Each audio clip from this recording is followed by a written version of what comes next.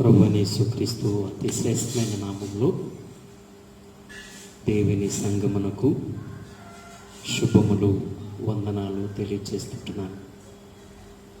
ఈ సమయంలో దేవుని ప్రజలారా, కొద్ది మాటలు మీకు అందించాలని, లేక మనం కలిసి దేవుని యొక్క వాక్యం ధ్యానించాలని ఆశపడుతుంటున్నాను. దయచేసి చిన్న ప్రార్థన చేసుకుంటూ వాక్య భాగంలోనికి మనం వెళ్దాం. ప్రేమగల తండ్రి, గొప్ప దేవా, మీకు స్తోత్రములు, వందనాలు చెల్లిస్తున్నాను. ఈ యొక్క సమయంలో వింటున్న మా ప్రియులకు, చెప్తున్న నాకు ఈ వాక్యం ద్వారా మమ్మల్ని ఆశీర్వదించమని, నీ లేఖనాల్లో వ్రాయబడిన సత్యాలు గ్రహించడానికి కావలసిన హృదయాన్ని ఇవ్వండి, కృప చూపించండి. ఈ వాక్యం చేత మమ్మల్ని ఆశీర్వదించమని యేసు నామంలో ప్రార్థించి అడిగి వేడుకుంటున్నాము తండ్రి. ఆమేన్. ఆమేన్. మీ దగ్గరికి రావడానికి ఈ వాక్య పరిచర్య ద్వారా దేవుడు నాకు ఇచ్చిన మంచి అవకాశాన్ని బట్టి దేవుని నామానికి మహిమలు చెల్లిస్తున్నాను. దేవుని బిడ్డలారా, దేవుని వాక్యంలో నుంచి కొన్ని తలంపులు నేను మీతో పంచుకోవాలని ఆశపడుకుంటున్నాను. దానికి ముందు నేను చెప్పబోయే ఈ వర్తమానానికి ఈ విధంగా పేరు పెట్టాను. నువ్వు పరిగెత్తవచ్చును కానీ దేవుని నుండి దాక్కోలేవు. నీవు పరిగెత్తవచ్చును కానీ దేవుని నుండి దాక్కోలేవు, లేక పారిపోలేవు. ఈ వాక్య భాగంలో మనం గమనించినట్లయితే, మొట్టమొదటిగా దేవుడు ఆదిలో సృష్టినంతా తయారు చేసిన తర్వాత, సృష్టించిన తర్వాత, ఆదికాండ 3వ అధ్యాయంలో ఆదాము హవ్వల యొక్క పతనం మనం చూస్తాం. అయితే 2వ అధ్యాయంలో దేవుడు వారిని సృజించే విషయంలో కానీ, వారికి అప్పగించే బాధ్యత విషయంలో కానీ దేవుడు చాలా స్పష్టంగా కొన్ని మాటలు తెలియచేశారు. ఆదికాండం 2వ అధ్యాయము 15వ వచనంలో దేవుడు ఇలా మాట్లాడుతూ సెలవిస్తున్నాడు. మరియు 15వ వచనంలో, దేవుడిని యెహోవా నరుని తీసుకుని ఏదైనా తోటను సేద్యపరచుటకును దానిని కాచుటకును దానిలో ఉంచింది. మరియు దేవుడిని యెహోవా, ఈ తోటలోనున్న ప్రతి వృక్ష ఫలములను నీవు నిరభ్యంతరముగా తినవచ్చు, అయితే మంచి చెడ్డల తెలివినిచ్చే వృక్ష ఫలములను తినకూడదు. నీవు వాటిని తిను దినమున నిత్యముగా చచ్చెదవని నరునికి ఆజ్ఞాపించెను. ఈ వాక్య భాగంలో మనం చూస్తే, దేవుడు తన ఆత్మను ఈ మట్టి నుండి తీయబడిన మనిషికి తన ఆత్మను ఊది మనిషిని తయారు చేసిన తరువాత ఆ ఏదైనా తోటలోనే సేద్యపరచడానికి, దాన్ని కాయటానికి, ఈ సృష్టి అంతటి మీద దేవుడు ఆదాము హవ్వలకు అధికారం ఇచ్చాడు. అయితే విచారం ఏంటంటే, 3వ అధ్యాయానికి వచ్చేటప్పుడు అపవాది సాతానుడు సర్పములో నుండి మాట్లాడి వారు పాపం చేయడానికి కారణమైనటువంటి వ్యక్తిగా మనం చూడగలుగుతాం. అయితే ఈ సమయంలో దేవుని మాటను వీరు ధిక్కరించిన తరువాత, దేవునికి దూరంగా వెళ్ళిపోవాలనుకున్నటువంటి ఆలోచనతో వారు దేవుని నుండి దాక్కోవడం ప్రారంభించారు. వారు ఎప్పుడైతే దేవుని యొక్క మాటను ధిక్కరించారో, అంతవరకు దేవునితో సహవాసం కలిగిన వీరు, దేవునితో మరి సన్నిహిత సంబంధం కలిగిన వీరు ఆజ్ఞను అతిక్రమించడం చేత వారు ఫిజికల్గా వారు జీవితంలోనికి సిగ్గును తెచ్చుకున్నారు, అవమానమును తెచ్చుకున్నారు, శాపమును తెచ్చుకున్నారు, మరణమును తెచ్చుకున్నారు. సమస్తమైనటువంటి నష్టాన్ని వారి జీవితంలో తెచ్చుకోవడం మాత్రమే కాదు, కానీ ప్రపంచ మనుషులందరికీ కూడా మరణాన్ని తీసుకొచ్చినట్లు రోమాపత్రిక 5వ అధ్యాయంలో 12 నుండి కొన్ని లేఖనాలు మనం చూడగలుగుతాం. అయితే ఆదికాండం 3వ అధ్యాయంలో చూస్తే 8వ వచనంలో ఈ విధంగా రాయబడింది: చల్లపూటను ఆదామును అతని భార్యయు తోటలో సంచరించుచున్న దేవుడైన యెహోవా స్వరము విని దేవుడైన యెహోవా ఎదుటికి రాకుండా తోట చెట్ల మధ్యను దాగుకొనగా. వీరు పరిగెత్తుకుంటూ దాక్కోవడానికి ప్రయత్నం చేశారు, కానీ దేవుని బిడ్డలారా, దేవుడు పరలోకం నుంచి ఆయన స్వరాన్ని వినిపింపచేశారు. 10వ వచనములో చూస్తే, అందుకతడు నేను తోటలో నీ స్వరము వినినప్పుడు దిగంబరునిగా నుండిన గనుక భయపడి దాగుకుంటున్నాను. ఈ వాక్య భాగంలో దేవుని బిడ్డలారా మనం చూసినట్లయితే, దేవుడు ఆదామును హవ్వలను వెతుక్కుంటూ వచ్చాడు. వెతుక్కుంటూ వచ్చినటువంటి ఈ దేవుడు వారప్పటికే దిగంబరులుగా ఉన్నారు, అప్పటికే దాక్కోవడానికి పరిగెత్తుతూ ఉంటున్నారు. కానీ దేవుడు ఆదాము వలన ఇంకా ప్రేమిస్తూ వచ్చాడు. ఆయన వారప్పటికే ఆత్మ సంబంధమైనటువంటి మరణాన్ని తెచ్చుకున్నారు, దేవునితో సహవాసాన్ని పోగొట్టుకున్నారు, దేవునితో స్నేహాన్ని పోగొట్టుకున్నారు. వారు చేసిన అపరాధం, వారు చేసినటువంటి కీడు, వారు చేసినటువంటి ఆజ్ఞాతిక్రమం వారి జీవితాలకు మాత్రమే కాదు, కానీ ఈరోజు ప్రపంచవ్యాప్తంగా ఈ శాపం చేత, ఈ మరణం చేత భయముతో మానవాళి బ్రతుకుతుంటుంది. ఆదాము పరిగెత్తి దేవునికి దూరం అవ్వాలనుకున్నాడు, కానీ దాక్కోవడానికి ప్రయత్నం చేశాడు. కానీ దేవుని బిడ్డలారా, ఆదాము హవ్వలు వారు దాక్కోలేకపోయారు. వారు చేసిన పాపాన్ని బట్టి కప్పుకోవడానికి ప్రయత్నం చేశారు, కానీ వారు దాక్కోవడానికి ప్రయత్నం చేసిన దేవుడు వారిని పిలుచుకుంటూ వచ్చినట్లు చూడగలుగుతున్నాం. ఈ సమయంలో మన జీవితంలో పాపముల చేతను, అపరాధముల చేతను చచ్చినటువంటి మనం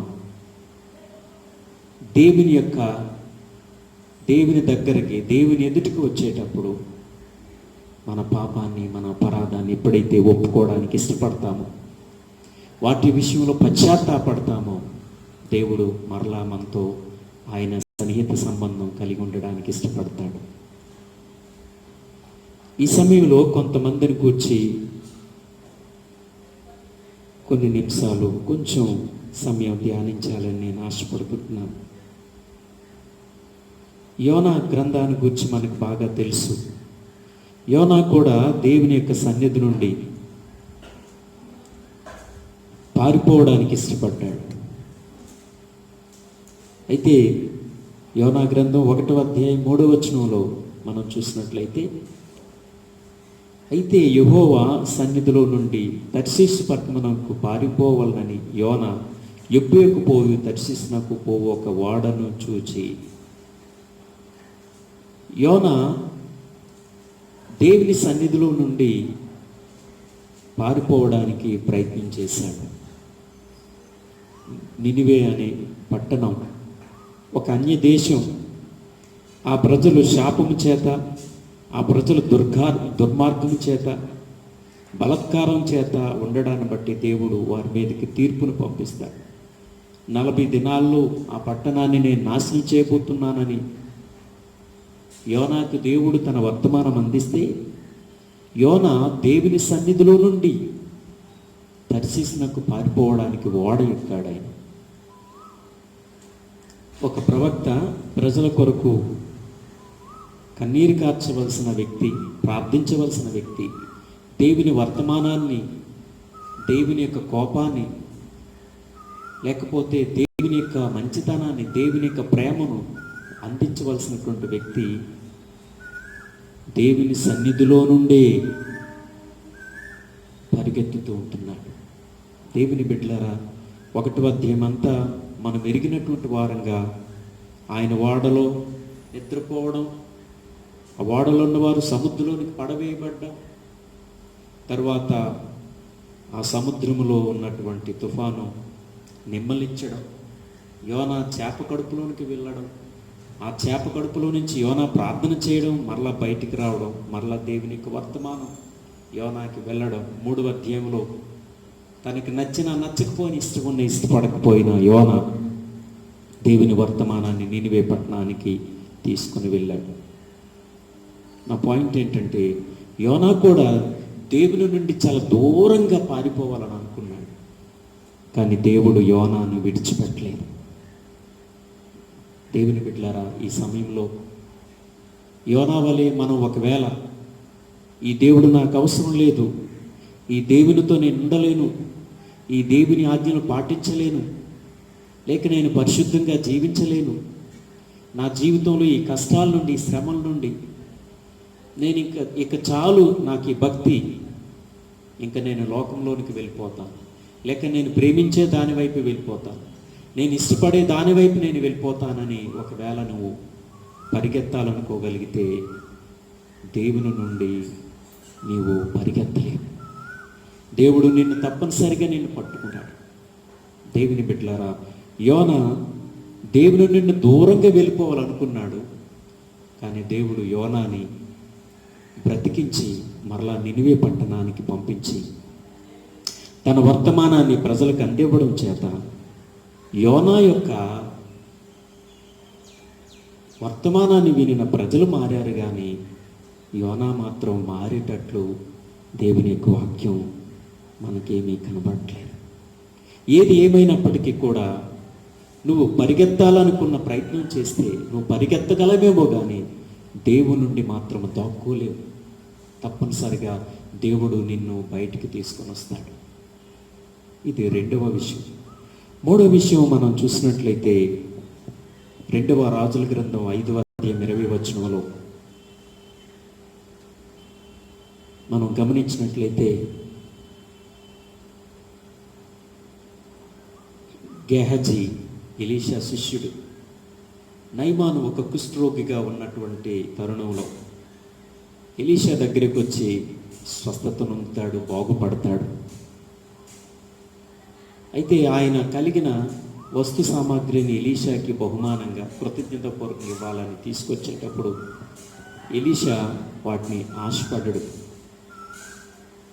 నాకు వద్దు అని చెప్పడాన్ని బట్టి గెహజీకి, ఎలీషా సేవకుడని గెహజీకి మనసులో లేక హృదయంలో అది పొందుకోవాలనుకున్నటువంటి ఆశతో నయమాను వెంబడిస్తాడైన రథాన్ని. అందుకే 2వ రాజుల గ్రంథం 5వ అధ్యాయం 20వ వచనంలో యెహోవా జీవముతోడు నేను పరిగెత్తుకొని పోయి అతనికి కలుసుకొని అతని యొక్క ఏదైనానూ తీసుకుందునని. ఈ భాగమంతా మనం ఎరిగినటువంటి వారం అయినప్పటికీ కూడా ఆ పాయింట్ ఏంటంటే, ఎలీషా దగ్గర నుంచి గెహజీ నయమాను దగ్గర నుండి కొంత బహుమానం పొందుకోవాలని ఆశతో పరిగెత్తుతూ ఉంటున్నాడు. ఎలీషా దగ్గర ఉండవలసిన వ్యక్తి, ఎలీషా మనసు ఎరిగినటువంటి వ్యక్తి, ఎలీషాతో కలిసి బ్రతికినటువంటి వ్యక్తి, ఎలీషా యొక్క భక్తి విధానం కానీ ఎలీషా యొక్క మనసు ఎరిగినటువంటి వ్యక్తిగా ఉండవలసినటువంటి ఈ గెహజీ అక్రమమైనటువంటి పద్ధతిలో, అక్రమమైనటువంటి దారిలో, దురాశతో నయమాను ఇచ్చిన బహుమానం కొరకు ఆశపడ్డాడు. దేవుని బిడ్డలారా, గెహజీ పరిగెత్తుతూ ఉంటున్నాడు, కానీ దేవుని నుండి పరిగెత్తలేకపోయాడు, తన యొక్క ప్రవక్త నుండి పరిగెత్తలేకపోయాడు, లేక తన ప్రవక్త నుండి దాక్కోలేకపోయాడు. ఈ సమయంలో మన జీవితంలో మనము ఎక్కడికో పరిగెత్తాలని మనం అనుకోవచ్చేమో, కానీ దేవుడు పైనుండి ఆయన మనల్ని గమనిస్తూ ఉంటున్నాడు, మనల్ని చూస్తూ ఉంటున్నాడు. ఈ సమయంలో, ఈ సందర్భంలో గెహజీ కొంత బహుమానాన్ని ఆశపడి తెచ్చుకుంటాడు. ఎలీషా ప్రశ్నిస్తాడు,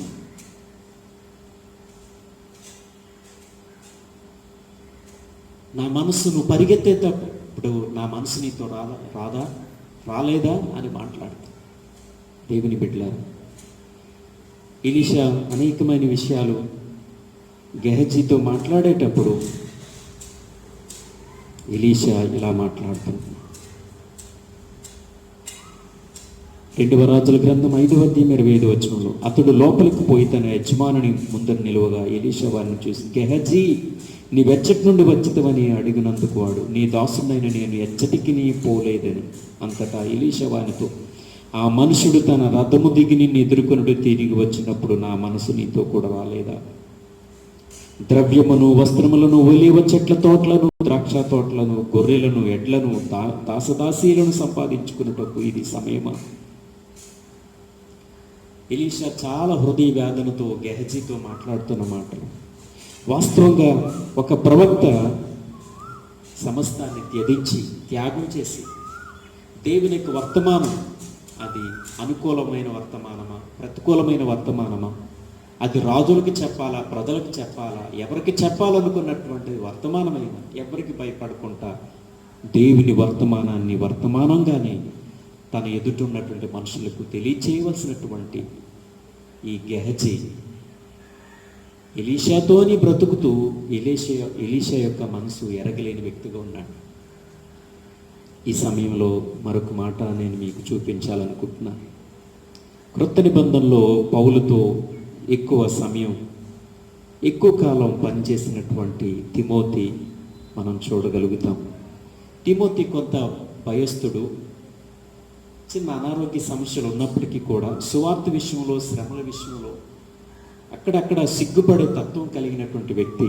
ఆ సమయంలో పౌలు తిమోతిని గూర్చి కొన్ని మాటలు తెలియచేస్తాడు. ఆయన ధైర్యపరచడానికి, ఆయనని ప్రోత్సహించడానికి, నా తరువాత ఈ పరిచర్యను కొంతమందికి అప్పగించాలనుకున్నటువంటి ఆలోచనతో తన వ్యక్తిగతమైనటువంటి సాక్ష్యాన్ని తిమోతికి తెలియచేస్తూ ఈ మాటలు ఈ విధంగా వ్రాస్తూ ఉంటున్నాడు. తిమోతికి రాసిన 2వ పత్రిక 3వ అధ్యాయం 10వ. అయితే నీవు నా బోధను, నా ప్రవర్తనను, నా ఉద్దేశమును, నా విశ్వాసమును, నా దీర్ఘశాంతమును, నా ప్రేమను, నా ఓర్పును, అంతియొకయ, ఈకొనియ, లుస్త్రాను పట్టణములలో నాకు కలిగినట్టు హింసలను, ఉపద్రవములను తెలుసుకుని వాడవై నన్ను వెంబడించితివి. అట్టి హింసలను సహించి తిని గాని వాటన్నిటిలో నుండి ప్రభువు నన్ను తప్పించి. దేవుని బిడ్డలారా, పౌలు తిమోతిని గూర్చి మాట్లాడుతూ, తిమోతిని గూర్చి సాక్ష్యం చెప్తూ, నీవు నన్ను వెంబడించేటప్పుడు నా బోధ ఏంటో, నా ప్రవర్తన ఏంటో, నా ఉద్దేశం ఏంటో, నా విశ్వాసం ఏంటో, నా దీర్ఘశాంతం, నా ప్రేమ, నా ఓర్పు, నా మీదకి వచ్చిన హింసలు, ఉపద్రవాలు, ఇవన్నీ కూడా తెలుసుకుని నన్ను వెంబడించాను. పౌలు తిమోతిని గురించి ఎంత మంచి సాక్ష్యం. ఈరోజు ఎలీషా గెహజీ తీసుకున్నటువంటి బహుమానాన్ని గురించి చెప్పేదానికంటే ఇంతకాలం ఎలీషాతో ఉన్నటువంటి ఆ జీవిత విధానం గెహజీకి అర్థం అవ్వలేదా? అరే, నా యజమానుడు వీటిని ఆశపడడే, నేను ఎందుకు ఆశపడాలి అనుకున్నటువంటి ఆలోచన కలిగి ఉండవలసినటువంటి గెహజీ ఎందుకో ఆయన తొందరపడి బహుమానానికి ఇష్టపడ్డాడు. దేవుని బిడ్డలారా, తద్వారా వచ్చే నష్టం, ఏదైతే నయమానికి వచ్చిందో కుష్ఠరోగం, కానీ విచారం అదే కుష్టి రోగం గెహజీ సంపాదించుకున్నాడు. ఒకవేళ లేఖనాలను పరిశీలన చేసేటప్పుడు ఎలీషాకు తన గురువు గారు ఏలియా పొందిన అభిషేకం ఎలీషా మీదకి వచ్చింది. ఒకవేళ గెహజీ బాగానే ఉంటే, గెహజీ ఎలీషాని వెంబడించగలిగితే దేవునికి లోబడగలిగితే రెండంతల ఆత్మాభిషేకం పొందిన ఎలీషా అదే అభిషేకం, మూడంతల అభిషేకం గెహజీ మీదకి వచ్చేదేమో. కానీ విచారం ఏంటంటే గెహజీ ఒక భయంకరమైన కుష్ఠరోగాన్ని పొందుకున్నాడు. ఈ సమయంలో దేవుని బిడ్డలారా, గెహజీ పరిగెత్తుతూ వచ్చాడు, కానీ తన యజమానికి దేవునికి దూరంగా పరిగెత్తలేకపోయాడు.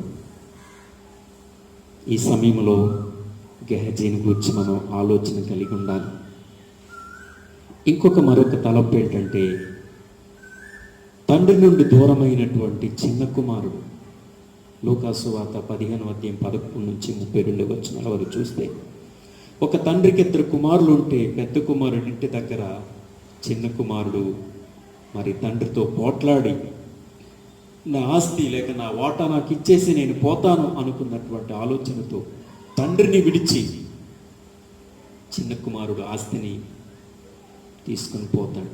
15వ అధ్యాయం లూకాసు వార్త 13 కొన్ని దినములైన తరువాత చిన్న కుమారుడు సమస్తమును కూర్చుకొని దూరదేశమునకు ప్రయాణమైపోయి అచ్చట తన ఆస్తిని దుర్వ్యాపారం వల్ల పాడు చేసింది. మనకు బాగా తెలిసినటువంటి లేఖన భాగమే. ఈ చిన్న కుమారుడు తండ్రితో పోట్లాడి ఆస్తిని కూడగట్టుకొని సంపాదించుకొని దూరదేశానికి పోయాడు. అక్కడ చెడు స్నేహం చేత సమస్తాన్ని పోగొట్టుకోవడం జరుగుతుంది. తండ్రికి దూరం అయిపోయాడు. దేవుని బిడ్డలారా, చివరగా ఏం జరిగిందో ఈ లేఖన భాగాలు కూడా మనకు బాగా పరిచయమే. మరి కరువు వచ్చినటువంటి సమయంలో పందులు మేపు పొట్టు దగ్గర లేక పొట్టుని తినడానికి ఇష్టపడే పరిస్థితి, తన తండ్రి ప్రేమ గుర్తుకొచ్చింది. తండ్రి గుర్తుకొచ్చాడు, ఇల్లు గుర్తుకొచ్చింది, తను చేస్తున్నటువంటి చెడు పని గుర్తుకొచ్చింది, తన వ్యాపారం గుర్తుకొచ్చింది, తన చెడు నడత గుర్తుకొచ్చింది. అయ్యో, నా తండ్రికి దూరంగా వెళ్ళిపోయాడు, బాగుపడాలనుకున్నాడు, ఏదో చేయాలనుకున్నటువంటి ఆలోచనతో తండ్రి ప్రేమకు నోచుకోలేక దూరం అయిపోయాడు.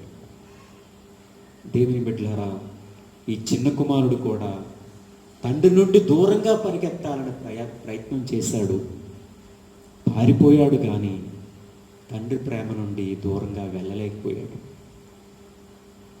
దేవుని బిడ్డలారా, మరొక సంఘటన చెప్పి నేను ఈ వాక్యాన్ని త్వరగా ముగించాలని ఆశపడుతూ ఉంటున్నాను. శిష్యుల్లో మనం చూసేటప్పుడు యేసుక్రీస్తు ఈ భూమి మీద ఉండేటప్పుడు ఆయన 33.5 సంవత్సరాలు బ్రతికి 3.5 సంవత్సరాలు సువార్త చేస్తూ తన కొరకు అనేక మంది శిష్యులను ఏర్పాటు చేసినప్పటికీ కూడా ఒక 12 మంది అపోస్తలులను ఆయన పిలిచి ఏర్పాటు చేసుకొని వారికి గొప్ప పని అప్పగించి ఆయన ఉన్నటువంటి కాలంలో పరిచర్యను గురించి తెలియజేస్తూ, లేఖనాల గురించి తెలియజేస్తూ, ఆయన మరణాన్ని గురించి తెలియజేస్తూ, ఆయన తిరిగి రాకడ గురించి తెలియజేస్తూ అనేకమైనటువంటి లేఖన భాగాలు వారి ఎదుట ఆయన బోధించడం జరిగింది. అనేక మంది ప్రజలను స్వస్థపరచడం జరిగింది.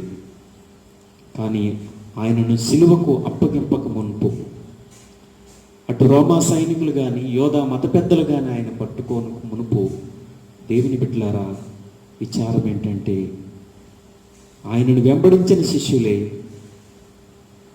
ఆయనను సైనికులు పట్టుకునేటప్పుడు ఎవరు కూడా ఆయనతో పాటు లేనట్లుగా మనం చూస్తున్నాం. మత్తయి సువార్త 26వ అధ్యాయము 56వ వచనంలో, అయితే ప్రవక్తల లేఖనములు నెరవేరినట్లు ఇదంతయు జరిగినని చెప్పాను. అప్పుడు శిష్యులందరూ ఆయనను విడిచి పారిపోయారు. ఓకే, అక్కడ ఉన్నటువంటి సందర్భాన్ని బట్టి చూస్తే ఒక విధంగా వారు గురువు గారు పట్టబడ్డారు. ఇంకా అక్కడ ఉన్నటువంటి మనుషులందరూ కూడా వీరిని కొట్టాలనే పరిస్థితుల్లో సహజంగానే భయం కలిగే సందర్భాలు అవి. కానీ ప్రభువుని ఒంటరిగా విడిచిపెట్టి వీళ్ళు ఆయన నుండి పారిపోవడానికి ఇష్టపడ్డారు. అంత మాత్రం కాదు, పేతురు కూడా చాలా పెద్ద మాటలు పలుకుతాడు. ఆయన ఎవరు అభ్యంతరపడినా నేను అభ్యంతరపడినని మత్తయి సువార్త 26:33 ఆయన మాట్లాడతారు. పేతురు కూడా దేవుని బిడ్డలారా ముమ్మారు ఆయన అబద్ధమాడినట్లు చూస్తాం. కొంత ఆయన దూరంగా పారిపోవాలని ప్రయత్నం చేశాడు. అటు శిష్యులని వారు పారిపోయారు, పేతురు కూడా పారిపోయి అబద్ధమాడి దేవుని నుండి దూరంగా ఉండాలని అనుకున్నాడు. ఈ సమయంలో ఈ విషయాలన్నీ వినిన తరువాత నువ్వు పరిగెత్తవచ్చును కానీ దేవుని నుండి దాక్కోలేవు. దేవుని బిడ్డలారా, ఆదాము హవ్వలు వారు చేసినటువంటి పాపాన్ని బట్టి, అతిక్రమాన్ని బట్టి దేవుని నుండి దాక్కోవాలని ప్రయత్నం చేశారు. కానీ ఆ ప్రయత్నము ఫలించలేదు. దేవుడే వారి మధ్యలోనికి రావడం జరిగింది. వారికి ఒక గొప్ప వాగ్దానాన్ని చేశాడు ఆయన. ఆదికాండం 3:15 ప్రకారం వాగ్దానం చేసి మరలా నేను స్త్రీ సంతానంగా వస్తానని తెలియజేశాడు. దేవుని బిడ్డలారా, అదే మాదిరిగా యోన దేవుని నుండి దూరంగా వెళ్ళిపోయినప్పటికీ కూడా దేవుడు కలుగు చేసుకొని చేపకు ఆజ్ఞాపించి ఆ చేప యోనాను మృంగి ఆ చేపలో నుండి యోన ప్రార్థన చేయడాన్ని బట్టి, పశ్చాత్తాపడ్డాన్ని బట్టి మరలా ఆయన బయటికి రావడం, తర్వాత నినివే పట్టణానికి వర్తమానం తీసుకుని వెళ్ళడం, నినివే పట్టణ ప్రజలు పశ్చాత్తాపడి మార్పు చెందడం, ఆ పట్టణ ప్రజలందరూ రాజుతో సహా రక్షించబడే విషయాన్ని మనం చూడగలుగుతున్నాం. చిన్న కుమారుడు తండ్రితో పోట్లాడి ఆస్తిని కూడగొట్టుకొని దూరదేశానికి వెళ్ళిపోయాడు. అదంతా పోగొట్టుకున్న తర్వాత దేవుని బిడ్డలారా, తండ్రి తన కుమారుడు ఇప్పుడు వస్తాడు అనేది ఆ కుమారుని కొరకు ఎదురు చూస్తూ వచ్చాడు. ఈ సమయంలో అనేకసార్లు నీవు నేను మనం దేవునికి దూరంగా, లేక ఎవరికో దూరంగా వెళ్ళిపోవాలనుకున్నటువంటి ఆలోచనతో ఉంటామేమో. కానీ దేవుడు నిన్ను విడిచిపెట్టడు.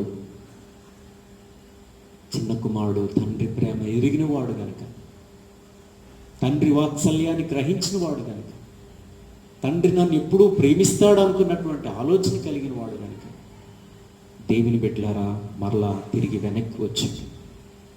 ఈ సమయంలో మనము ఒకవేళ దేవునికి దూరంగా వెళ్ళిపోయే పరిస్థితుల్లో, దాక్కోవాలనుకున్న పరిస్థితులు మనం దేవుని సన్నిధికి రాగలిగితే, ఆ రోజు ఆ చిన్న కుమారుడిని తండ్రి ఎలాగైతే ప్రేమించి హక్కును చేర్చుకొని కౌలించుకొని ముద్దు పెట్టుకొని గొప్ప విందు చేశాడు.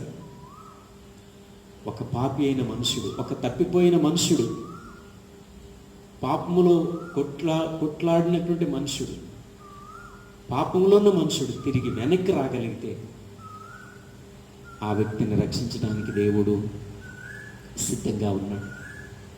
మూడోది చూస్తే 3.5 సంవత్సరాలు ప్రభువుని వెంబడించిన శిష్యులు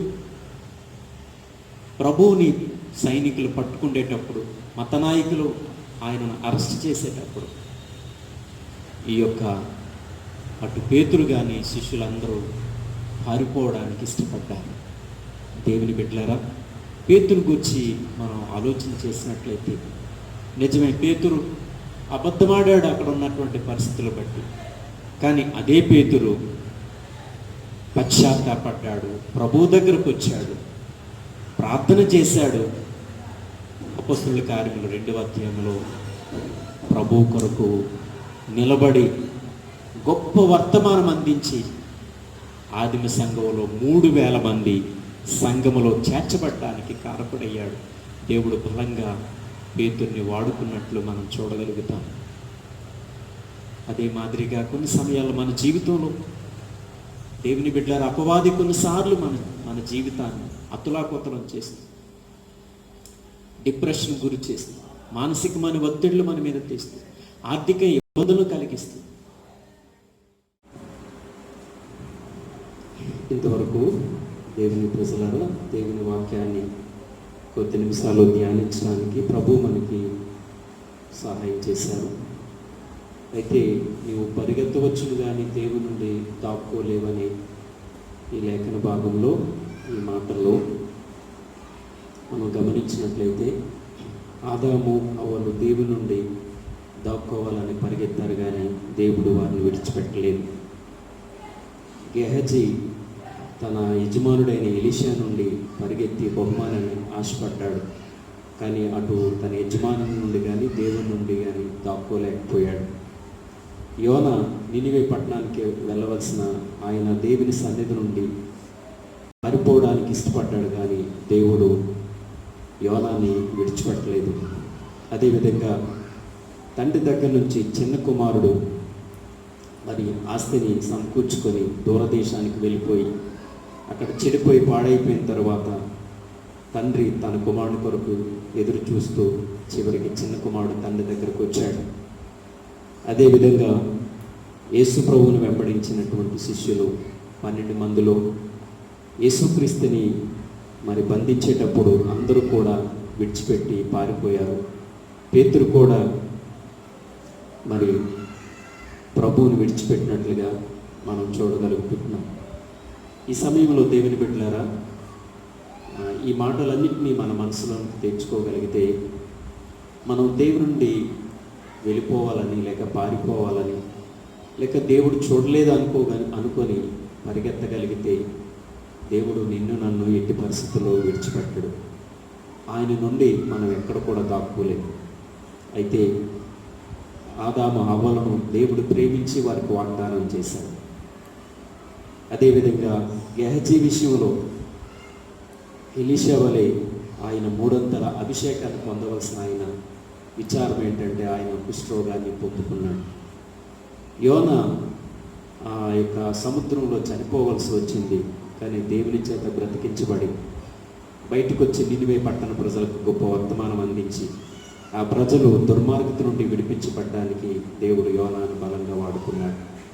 చిన్న కుమారుడు తన దుర్వ్యాపారం వలన ఆస్తిని పోగొట్టుకున్న తర్వాత తండ్రి చేత ప్రేమించబడి మరలా తండ్రి ఇంటిలో చేర్చబడినట్లు మనం చూడగలుగుతాం. అదేవిధంగా పేతురైన శిష్యుడు, ప్రధానమైన శిష్యుడు ప్రభువుని ఎరుగునని పొందిన తర్వాత ప్రభు కొరకు ఆయన నిలబడి ఆదిమ సంఘములో ఆయన మాట్లాడేటప్పుడు 3000 మంది పెంతుకొస్తు దినాన్ని చేర్చబడడానికి ప్రభువు బలంగా వాడుకున్నాడు. ఈ విధంగా మన జీవితంలో మనము ఎక్కడికో పరిగెత్తాలని ప్రయత్నం చేస్తే దేవుడు నిన్ను నన్ను ఎట్టి పరిస్థితులు విడిచిపెట్టడు. అయితే ఆయన పిలిచే క్రమంలో ఆయన మాటలకు మనం ఎప్పుడైతే లోబడతామో, మనం విధేయత చూపిస్తామో, దేవుడు నిన్ను నన్ను కూడా ఆయన తన పరిచర్యలో తన గొప్పలో వాడుకుంటారు. ఆ దిశగా మనందరం కూడా మరి దేవుని కొరకు బ్రతకాలని ఆశపడుతూ, దేవుడు నాకు ఇచ్చిన ఈ మంచి సమయాన్ని బట్టి ప్రభు నామానికి మహిమ కలుగును గాక. దేవుడు మిమ్మల్ని దీవించును గాక. ఆమేన్. ఆమేన్.